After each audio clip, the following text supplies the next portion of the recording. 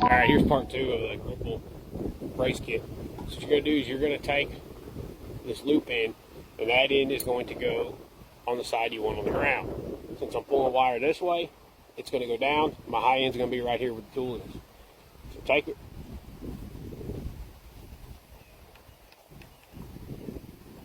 Wrap it around your far post. Take your loose end of the wire. Here's the loop. Thread it through. Pull it. Run your wire around your post.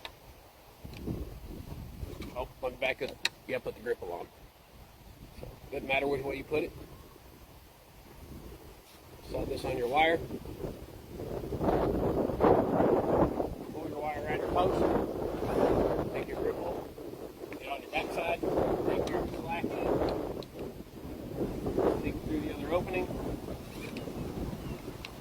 Make sure you have it high enough. And then you use your tool.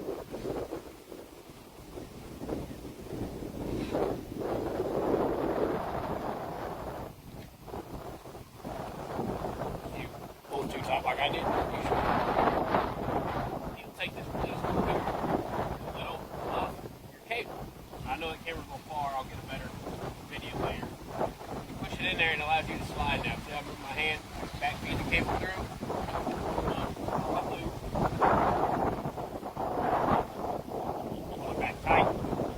Get rid of the release tool. Grab your $5 pliers. You're going to take the gripple, slide it in the notch, put it all the way, put it down. All you do is pull it down, then tighten it up. Try to do it while filming. We're going to do it, and then I'll show you all what the complete deal looks like. It's got Harvey's win too. Alright, you see it's on there. Got the wire up, got our ankle going down, pulling from here out. Here's the tool a little closer. As you push it, opens up. As you pull it, it pulls it tight.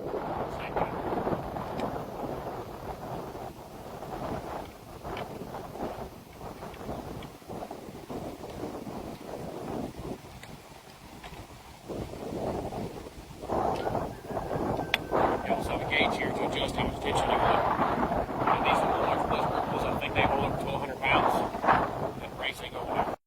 Got it fully tight, but one last thing, these handles have a 6-to-1 gear ratio, so it doesn't take a whole lot of ass behind them to get it to pull tight. Here's the finished product. Figure out how to flip the camera.